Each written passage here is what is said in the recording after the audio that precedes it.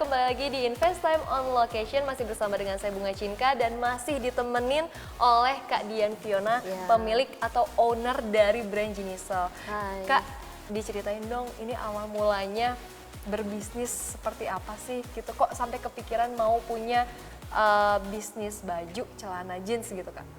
Jadi aku tuh lahir di keluarga yang papaku udah produksi jeans. Oke. Dari aku SMP kalau nggak salah ya. SMP berarti total udah 20 tahun ya hidup aku ya berkelilingin jeans gitu loh. Terus udah gitu saat aku kuliah, aku tuh kan kebutuhan jadi banyak ya. Apalagi kita cewek kayak mau nyalon lah, bikin kuku lah segala macam. Di situ duitnya kan nggak cukup tuh uang jajan. Jadi aku pikir gimana caranya bisa ngasilin duit. Nah, karena emang aku pakai jeans dari papaku juga dari aku kuliah, terus aku tawarin juga ke teman-teman. Sebenarnya nggak jualan, cuman kayak cobain nih jeans dari bokap gue ini enak loh. Nah, mereka juga suka. Pas mereka suka dan emang lagi zamannya bisnis online, mereka tuh kayak ngusulin, Dian kenapa lu nggak jualin aja gitu. Wah, langsung kayak oh ya bener juga ya, coba dijualin gitu. Dari sana ya udah aku foto-fotoin gitu, dijual di Facebook, terus pakai WhatsApp group gitu-gitu kan. Cuman modal 2 lusin, jadi aku comot dari papaku tuh 2 lusin celana yang dia bikin buat kliennya sebenarnya. Aku ganti mereknya dengan merek yang seadanya aja gitu ya. Ternyata ada yang suka, terus juga mau mintanya repeat order, jadi tuh kayak enak dipakai nih, tantaku juga mau nih Kak gitu-gitu. Dari sana papaku juga ngeliat gitu, wah ini sih memang ada prospeknya ya. Karena di keluarga aku tuh semuanya belum ada yang bisnis retail. Jadi kayak cuman hanya distributor produksi aja. Di situ aku bertekad, wah kayaknya gue ada bakat jualan nih. Karena emang aku suka gitu loh. Waktu dulu ya aku kalau cerita, saudaraku kan ada yang jualannya di pasar, fashion juga. Di pasar Duri kalau dulu tuh ya. Terus aku kayak lagi senggang, nggak ada kegiatan, aku datang, aku bantuin.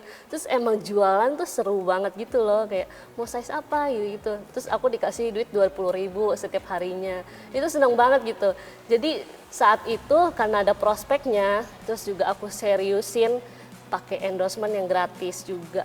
Masuk ke Instagram juga, aku foto ala-ala juga. Nah saat itu kayak beberapa bulan kemudian aku ketemu sama suami aku yang sekarang. Dan dia backgroundnya emang branding. Jadi tuh kayak cocok aja gitu, nyambung di sana. Benar-benar kita pikirin, wah emang kita berdua tuh suka banget sama bisnis, apalagi nih online tuh udah masa depan banget deh. Di situ kita bikin brand gitu. Emang bukan brand Jiniso langsung, tapi kayak ada brand apalagi gitu. Tapi akhirnya kita ketemu nih Jiniso gitu loh. Kayak kita langsung daftarin juga ke legal haki. Terus akhirnya jadi sampai hari ini sih. Terus papaku langsung, wah emang nih prospeknya gede di Jiniso. Jadi dia langsung cut off semua klien di Tanah Abang ya waktu itu. Langsung fully produksi untuk Jiniso aja sampai hari ini. Wow, tapi Kak selama 20 tahun ngelihat punya papa brandnya, produknya ini jeans gitu ya. Tetap ya setia sama produk jeans gitu ya, nggak banyak banget kan sekarang bahan-bahan juga yang in juga nih Kak, apalagi untuk baju-baju cewek, baju-baju cowok ini semakin banyak lagi, mulai dari bahan dan modelnya. Itu nggak kepikiran ke sana Kak, tetap setia sama jeans, kenapa? Iya, karena menurut aku jeans itu nggak ada matinya, benar nggak? Itu jadi kebutuhan kita gitu. Kayak orang kantoran pakai jeans, terus kuliah pakai jeans, kayak hangout sama teman pakai jeans gitu. Dari kita belum lahir juga ada jeans gitu. Dan saat itu 2019 itu belum ada di Indonesia tuh jeans yang jadi favoritnya anak muda ya terutama. Jadi di situ kita lihat momentum, ada peluang, wah bisa nih kita menghadirkan brand yang jadi favoritnya anak muda yang aktif banget tuh. Aktif dalam hal olahraga Kak. Jadi kita memang mengusung jeans kita tuh active jeans gitu. Untuk segala aktivitas anak muda, bahkan sekarang ibu-ibu udah suka banget sama Jiniso. Terus juga bisa dipakai sama pria juga. Jadi Jiniso best banget. Berbagai kalangan bisa pakai ya. Betul, untuk menjangkau seluruh Indonesia gitu. Sesuai visi kita sih. Oke, nah tadi Kak Dian juga cerita nih soal brandingnya gitu ya, ketemu sama suami. Nah itu perjuangannya nih Kak untuk punya brand sendiri Jiniso, itu perjuangannya seperti apa sih Kak? Itu perjuangannya pasti jatuh bangun sorry. Kenapa? Karena tuh di 2019 ya, ya 2018-19 itu baru banget dunia digital, bisnis online nih, apalagi fashion. Kita mau belajar sama siapa, nggak ada gitu. Bukunya pun kita cari toko buku, nggak ada buku tentang bagaimana cara branding bisnis online, nggak ada karena ini dunia baru gitu loh. Jadi mau nggak mau aku sama suami ya belajar, learning by doing. Begitu kita kerjain, wah ternyata masyarakat nggak suka ini nih. Apa yang salah ya sama brand kita ya? Apa fotonya kurang bagus ya kan? Kalau kita jual di marketplace kan berarti foto yang menjual itu jadi fokusnya kita. Oh mungkin hijab nggak suka nih karena fotonya atasannya terbuka nih. Jadi kayak nggak bisa menarik muslim gitu loh. Akhirnya kita belajar terus akhirnya ya jadi kita tahu nih cara bisnis online tuh seperti apa, berjualan di bisnis online tuh kayak gimana, kayak gitu sih. Jadi ya pasti sulit banget sih di waktu itu aku sama suami, ya nggak bisa nanya siapapun gitu. Bahkan tanya sama expertise kayak papaku, itu dia juga kurang paham soal bisnis online, yang dia tahu kan kualitas nomor satu, seperti itu. Itu proses untuk punya Jiniso sebagai brand pribadi berapa lama Kak? Prosesnya kita waktu itu aku yakin banget sih brand itu, nama brand khususnya itu harus yang abadi. Dimana begitu orang dengar brand, nama brand contohnya Jiniso. Kenapa dinamanya Jiniso? Karena nama itu adalah apa yang kita harapkan gitu dari brand ini gitu.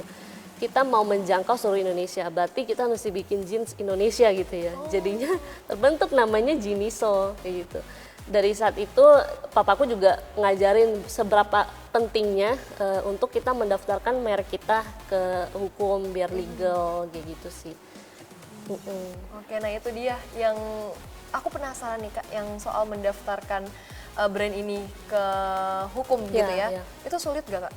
Oh enggak sih, sekarang tuh udah dipermudah, apalagi juga pemerintah kan juga emang udah terbuka lebar gitu. Banyak juga kok konsultasi hukum bisnis juga banyak.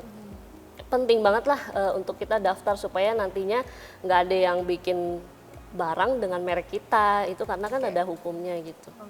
Jadi lebih aman juga. Terus juga apalagi kalau bisnisnya mau long term ya, bukan cuma sekedar dagang gitu, tapi untuk diturun temurun itu penting.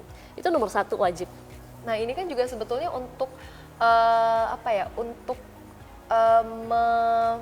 supaya tidak ada potensi produk-produk KW ya Kak ya. Betul. Nah ini pendapat Kak Dian sebagai pebisnis fashion terhadap produk KW ini seperti apa sih Kak Dian? Dulu aku sih sebel banget ya jujur. Dulu aku sebel banget, wah kenapa dia enak aja bikin padahal kita yang susah payah gitu. Tapi aku diingetin lagi, kenapa orang sampai duplikat barang kita, berarti barang kita udah jadi top of mind gitu loh. Berarti saking banyaknya demand di luar sana sampai Jiniso dibikin KW gitu. Ya ini peran pemerintah sih penting banget ya. Gimana caranya? Mungkin mulai dari marketplace. Karena kan marketplace cuman modal foto doang. Bisa jadi cuman ambil foto dari Jiniso. Pas datang-datang ternyata bukan brand Jiniso nih. Kan merugikan kita juga sebagai seller yang benar-benar brand tersebut. Takutnya jadinya orang berpikir, oh ini Jiniso ya, kok harganya cuman segini gitu. Pas dia dapat barangnya ternyata zong gitu loh. Kayak wah ini kualitas jelek, padahal itu bukan barang kita gitu. Itu sih paling ya dari marketplace dulu kayak gitu. Selain produk-produk KW nih Kak, persaingan bisnis fashion saat ini seperti apa sih Kak? Apakah lebih, wah kayaknya semakin ketat nih ya persaingannya gitu, jadi kita harus terus-terusan berinovasi atau seperti apa nih Kak Dian? Kalau aku dengar sih dari kayak orang-orang dari luar gitu melihat Jiniso itu sebagai brand yang paling kreatif. Terus kayak wah ini konten-kontennya tuh seru banget ya Jiniso gitu. Tapi sebenarnya di dalam yang kita benar-benar utamakan itu adalah kualitas. Karena kan kalau kita kualitasnya udah bagus, itu udah menarik semua pihak. Pertama audiens, ada trust-nya gitu. Dia bisa rekomendasiin untuk teman-temannya, untuk keluarganya gitu. Itu yang menjadikan adanya repeat order. Begitu ada repeat order ya Jiniso naik juga kan gitu. Untuk bisnis fashion menurut aku lebih condong ke bisnis online-nya sih. Dimana kalau misalkan bisnis online kan berarti nggak cuman mengandalkan harga murah. Betul. Misalkan di toko-toko bisa aja kan persaingannya harganya berapa di depan, oh yaudah gue harga segini deh biar semua customer ke situ. Tapi kalau online tuh nggak bisa, apalagi tuh masyarakat udah pintar loh, apalagi anak muda ya, Gen Z, milenial itu udah pinter banget, dia udah tahu harga segini, ya ini wajar, harga segini itu udah nggak wajar nih gitu loh. Jadi yang paling penting kualitas. Yang ke nomor 2 itu adalah ide kreatifnya, uniqueness-nya dari satu produk itu. Kenapa orang beli Jiniso, kenapa nggak beli yang lain? Kita jadi itu sebagai pengusaha juga harus kasih alasan terus. Kenapa sih lo harus belinya di Jiniso? Karena ini loh gitu. Itu kita bungkus pakai konten-konten yang kreatif. Jadi konten kreatif itu yang bikin anak muda itu cepet paham. Jadi nggak berlibet-libet dengan konten-konten yang edukasi gitu. Tapi yang fun gitu, sesuai platform-platform yang udah ada di sosial media sekarang kan. Oke, wah ini pemanfaatan inovatif dan juga kreativitas jadi kunci ya Kak Dian ya. Oke, nah ini kan kalau kita lihat ya Kak ya, omset dari Kak Dian sendiri ini, dari Jiniso sendiri ini per bulan, per harinya aja sudah ratusan juta rupiah. Per bulan pasti sudah masuk ke miliaran rupiah begitu ya. Nah ini pasti sebelum mendapatkan angka miliaran itu Kak, di baliknya pasti ada jatuh bangun berdarah-darah, ada momen yang bikin Kak Dian sempat mau berhenti aja deh berbisnis gitu. Ada momen yang bikin putus asa nih gitu. Ada banget sih, apalagi kan ya anak muda ya, namanya aku sama suami masih muda juga. Mulai di 4 tahun yang lalu, 2019, berarti kan aku baru lulus kuliah kan. Nggak ada pengalaman, aku pun nggak pernah bekerja di company orang kan. Jadi udah modal nekat sama modal nasihat dari orang tua. Nah tapi kan tetap aja ada hal yang miss gitu loh. Ketika di tahun 2019 baru banget Jiniso mulai, itu tuh kita sempat kecurian. Kenapa kecurian? Karena yang jadi fokus aku sama suami itu adalah jualan cuan kayak gitu loh. Jadi kita sama sekali nggak memperhatikan stok opnam, kita jarang banget karena kita berpikir itu takes time. Ini kita mesti fokus nih sama penjualan ini lagi melesat banget gitu. Itu yang jadi kesalahan terbesar kita karena sedikit miss lah gitu ya. Akhirnya ada 3 orang karyawan kita yang ketahuan sama kita mencuri. Mencurinya itu setelah kita stok opnam karena diminta sama pengadilan itu mencapai 2 miliar. 2 miliar dan itu hutang-hutang sama papa aku tuh yang aduh gimana, cuman papa aku ya memang pengertian banget sama anaknya. Dia juga nggak pernah ngelarang anaknya tuh untuk bisnis 1, bisnis 2, dia selalu kasih kebebasan gitu biar anaknya tuh bisa coba, gagal ya coba lagi gitu loh. Itu yang gue pelajarin dari papa aku sih. Nah cuman beruntungnya karena kejadian itu sampai hari ini Jiniso tuh stok opnam nomor 1 yang dilakukan sama anak gudang kita. Ya itu pelajaran juga ya buat bisnis-bisnis lain gitu ya. Penting banget lah, nggak cuma jualan-jualan aja gitu. Terus juga pentingnya juga pembukuan finance catatan administrasinya gitu, pakai pihak ketiga, pembayaran pajak, itu semuanya harus diperhatikan sama semua bisnis owner di luar sana sih. Oke, nah ini kayak kecewa banget ya Kak Dian ya. Pasti kita punya rasa kecewa yang sangat besar gitu ketika kita dihianatin sama karyawan. Dan karyawan adalah orang yang paling dipercaya gitu ya. Nah setelah mengalami hal tersebut nih Kak, kecurian sampai 2 miliar rupiah, ini bangkitnya seperti apa Kak? Karena memang di saat itu, proses kecurian itu memang Jiniso udah jadi minatnya masyarakat ya. Jadi kayak emang udah laku banget Jiniso di luar sana. Jadi kita bisa menutupi kerugian itu nggak sampai 1 tahun. Kita langsung lunas untuk pihak supplier yang papaku itu. Jadi memang sama papaku hubungannya sangat profesional, benar-benar antara supplier sama retail kayak gitu sih. Ya pastilah ya, apalagi anak muda yang udah ciut banget, aduh gimana nih, udah nggak sanggup apa kita udah give up aja gitu ya. Tapi papaku juga berperan di situ, maksudnya peran orang tua itu sangat penting untuk setiap orang yang berbisnis. Ya karena dari situ kan membangun karakter kita, apakah karakter kita sebagai business owner sudah sombong. Sombong itu artinya nggak mau lagi dengerin nasihat orang karena berpikir kita paling tahu gitu ya.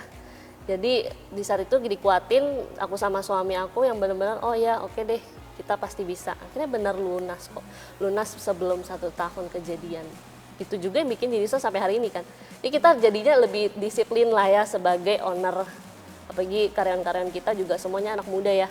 Jadi mereka kan juga ngeliat karakter kita juga. Gitu. Ada pembelajaran ya di balik pahit momen itu ya Kak. Betul. Ya? Oke, nah ini Kak kan sekarang ini kan Jiniso udah dikenal luas nih Kak. Tadi Kak Dian udah cerita berbagai kalangan mulai dari anak muda, ibu-ibu, bahkan laki-laki dan perempuan bisa pakai produknya Jiniso gitu ya. Sekarang udah ekspor ke luar negeri atau baru rencana ekspansi ke luar negeri nih Kak? Kita udah berlangsung sih, kita didukung juga sama beberapa marketplace di Indonesia yang bisa bantu kita ekspor. Jadi sekarang Jiniso udah ada di Singapura, Thailand sama Malaysia. Wah, Iya. sudah ada di 3 negara itu? 3 negara, tapi memang audiens terbesar masih di Indonesia. Karena ini ladangnya kita nih. Tapi ada target lagi nggak Kak untuk lebih memperluas jaringan atau memperluas penjualan, pemasaran? Kalau untuk Jiniso sendiri adalah ya, karena visi kita kan Asia Tenggara, karena memang sudah masuk ke ranah Asia Tenggara, tapi tetap fokus kita adalah Indonesia dulu gitu, karena sesuai visi kita ya Indonesia dulu yang kita jangkau dengan berbagai bentuk badan orang Indonesia gitu. Kalau sudah kita memenuhi di Indonesia, kita jadinya pride gitu loh. Ini brand lokal yang mendukung lokalnya sendiri gitu. Baru saat itu kita akan berfokus pada yang di luar, seperti itu sih. Oke, keren banget nih Kak Dian filosofinya. Terakhir nih Kak, penasaran nih aku. Sebagai seorang pebisnis pasti tentunya nggak tertutup begitu ya dengan instrumen-instrumen investasi ataupun kayak cuan-cuan yang lain gitu. Kakak punya portofolio investasi nggak sih? Saham gitu? Aku sama suami ada, kan kita juga dapat gaji dari Jiniso nih. Ya biar tidur tenang, ya kita nggak ngambil yang trading dan lain-lain gitu. Karena kita udah berkomitmen, kita harus wise, kita harus bijaksana itu walaupun kita masih muda. Tapi investasi terbaik kan ya yang aman-aman aja, saham, deposito, reksadana gitu. Jadi ya kita pulang kerja keras ya kita tidurnya nyenyak gitu, nggak berpikir wah rugi-rugi gitu. Oke, sip. Oke Kak Dian, terima kasih banyak waktunya bersama dengan CNBC Indonesia. Terima kasih banyak atas sharing-sharingnya, pengalamannya kepada pemirsa CNBC Indonesia. Sehat dan sukses selalu untuk Kak Dian ya. Amin, thank you. Oke, pemirsa itu dia tadi perbincangan kami bersama dengan Dian Fiona, owner dari Jiniso, brand lokal dan tentunya sudah punya omset miliaran rupiah, tapi di balik itu semua ada banyak perjuangan, kerja keras yang dilalui oleh Kak Dian dan juga bersama dengan tim. Jadi bagi pemirsa CNBC di rumah yang mau untuk melakukan bisnis, terkadang hanya butuh sedikit dorongan keberanian. Setelah itu bisa menjalankan bisnis asal tetap optimis dan terus jalan apapun yang terjadi, apapun yang dihadapi tantangannya. CNBC Indonesia, Beyond Business.